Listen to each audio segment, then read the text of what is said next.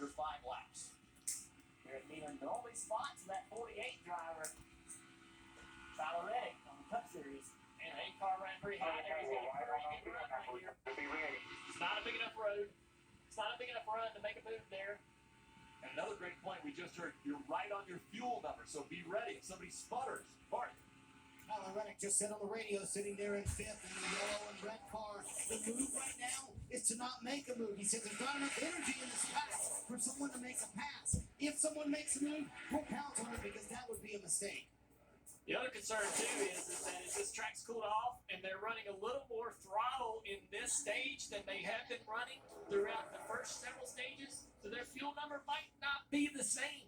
They may be using more fuel than they used in the first 2 stages. So the strategy or the fuel strategy, the mileage could be a little bit more difficult to complete. 3 laps to go. Somebody has got to back up to the car behind them, get their rear bumper to the front bumper, and then try to generate a run. Who's going to be the first one to do it? You got to advance. You got to make that move while you're going forward. Here's a move right here from Hemrick. Nope, didn't quite take it. I think I look at the experience of these guys. Austin Hill, we believe, is one of the better restrictor plate super speedway racers. Josh Berry doesn't have a lot of experience at these racetracks. Maybe doesn't know how to put a run together or create a run or present an opportunity for himself to make that happen. Down the back stretch as they go by Brennan Poole. Austin Hill, Josh Berry, Ryan Truex, Daniel Hemrick, Tyler Reddick, the top 5. Out of 4, 1 lap to go. Presented by Credit One Bank. To the bottom of the racetrack for 3rd place. Hemrick tries to make the run. Now Berry does the same. He's going to check up. He goes up high. Down the back straightaway, side by side for 2nd. Gonna get a huge run to the back on the top. Will there be enough momentum? Austin Hill, right on the double white line. Can he win in Georgia? Austin Hill holds him off. He wins.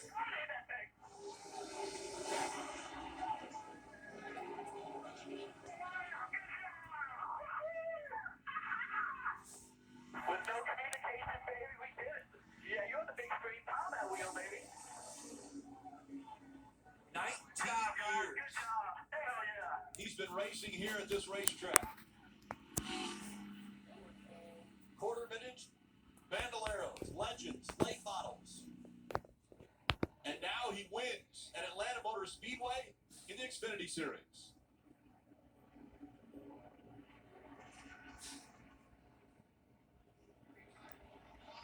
So interesting talking to him a few weeks ago, talking about the transition from the Truck Series, where he won so many races and contended for championships.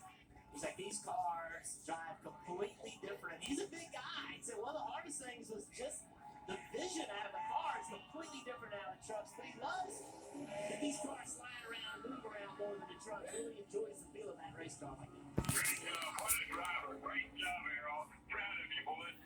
Here, Richard Childress coming on the radio. I think good week. I think Austin Hill is a great fit for this organization. Just his style, the way he carries himself. Watching him in the Truck Series now, he handled the ups and downs of his career over the years. I think he's a good fit here at Richard Childress Racing. Really great at the super speedways now. He's typegassing himself. Now he's gonna have to go to Talladega, Daytona and deliver. We're gonna expect this guy to be up front in all those races. RCR, great job out of them as well to put together the package and handling, the trim, downforce, all those things that they needed to control this race. Because as soon as they got the lead, you couldn't get around it. Somehow the car, a football player, a basketball player growing up, but also spent so many years here racing. And now celebrating with the hometown crowd.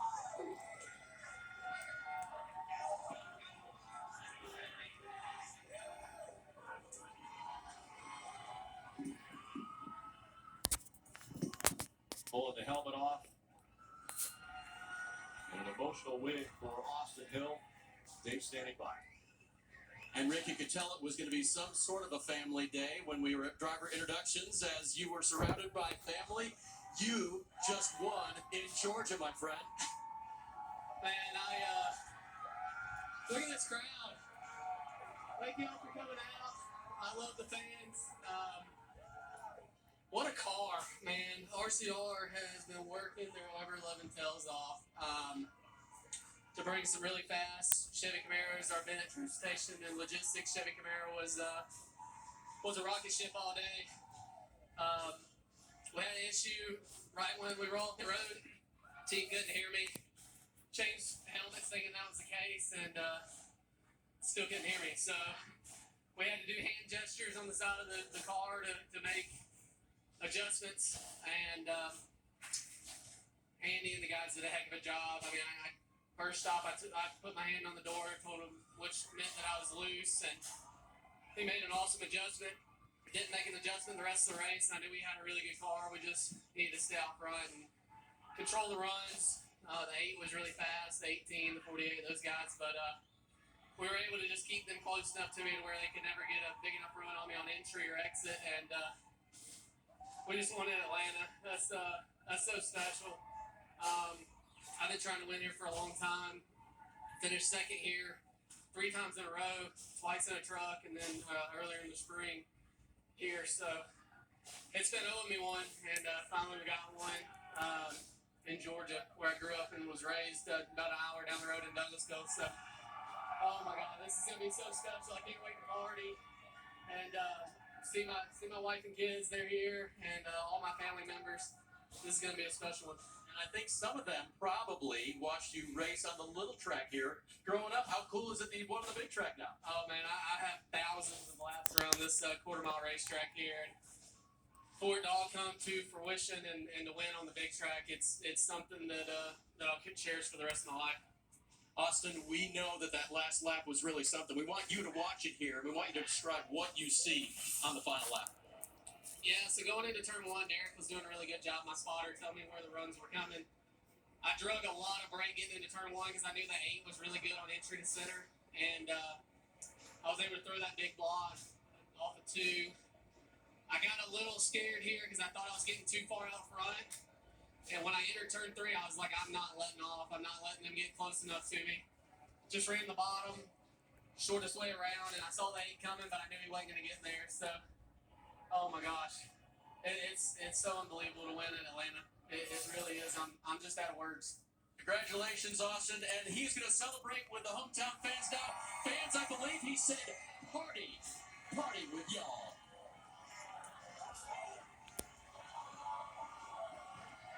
Pretty great night when you could raise the flag, the checkered flag, in your home state. You talked about how you've been working to try to get the win, and it looks like a young fan is going to be able to get the checkered flag from Austin Hill. Yeah, high five. We're going to be with you here until 8 o'clock for Nascar America post-race show, talking to a lot more of the drivers.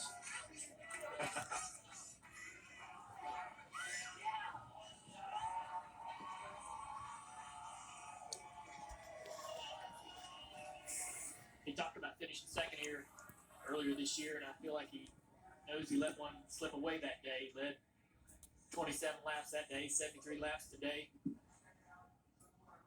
That's the most laps he's led in a race. So things clicking now with RCR driver. Closest margin of victory here in the Xfinity Series, just over a 1/10 of a second separating Austin Hill and Josh Berry. But the party has started for the 21 team, and the Georgia driver, Austin Hill, wins at Atlanta in the Xfinity Series.